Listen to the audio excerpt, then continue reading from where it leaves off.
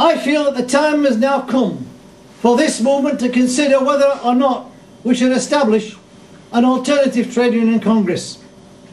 For far too long we've relied upon the age-old product, age-old argument that we've got a TUC, what we should do is change it from the inside. Time and time again it's been said. Now, I'm not in favour of splits and divisions, and I never have been.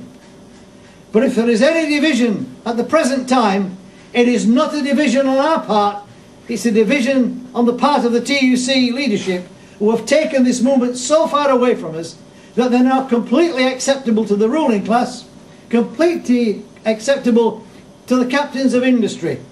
You know, I think most of you will remember in the not too distant past, when you switch televisions on, whether they be right wing or left wing, you would see trade union leaders repeatedly on television arguing not just about their wages claims, but talking about the budget, talking about the crisis, talking about unemployment, talking about international affairs, discussing global issues, discussing the whole issues that affect working people. Today, I'll bet most people couldn't even name a trade union leader in Britain. And that's amounting to the size of the problem that's facing, I suppose, the movement as a whole, but certainly the trade unions individually and the movement collectively, and that includes, of course, the Socialist Labour Party. Our party does two things.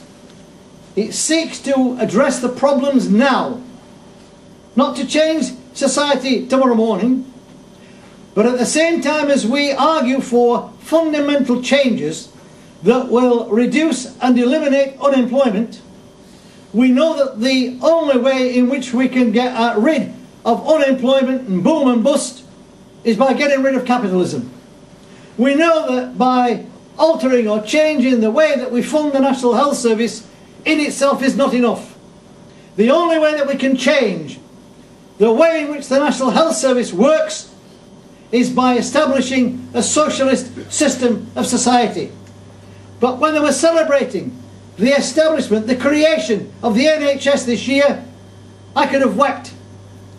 When you saw people for the very first time who've been unable to visit a doctor or a dentist or a hospital because they had no money, going in 1948, not having to pay, not having to worry, taking their child to be examined, it made you both proud and at the same time privileged to have been part or seen that happen at that time. I was only a child, but I can remember my mother explaining to me how good it was that for the first time in her life she could get a pair of spectacles without having to pay a penny.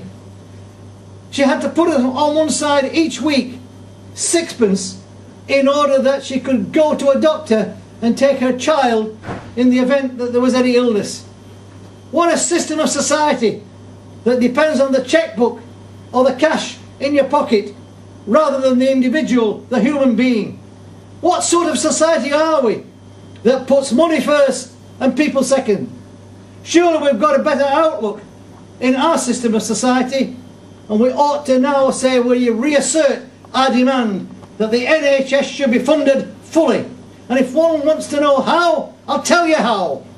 Put £15 billion per year into the NHS. Where from? By stopping the damn stupid unlawful wars in Iraq and Afghanistan and spending it on the National Health Service. Where do we get the money for funding the education system? The education system is a nonsense. Those who receive privileged education obviously receive a first-class education. Those who happen to live in the cities, in the towns, and have working families find that they're going to second-class education. Not their fault. Not the fault of teachers. The fault of the system. It's high time that we make clear that what's good enough for those who go to Eton and Harrow, who go to the privileged schools of Westminster, also have the same right to be established as in schools that are state schools in every area of our society. There's no difference between children or grandchildren in our society, wherever they live, from those who just happen to have parents who can pay. Well, it's the responsibility of the state to pay, and every child has the same right to the same standard of education, and it shouldn't be open to those privileged to have it. One of the things that our party has got to make clear more and more is our opposition to public schools. We want to get rid of them. They're called public schools, nothing of the sort, they're private schools. But we're also aiming to get rid of all faith schools. I'm sick and tired of listening to people who tell me that it's right to have faith schools. Why is it that we allow people to have faith schools, whether they're Protestant, whether they're Catholic, whether they're Jewish, whether they're Muslim, whether they're Hindu, whatever their religion?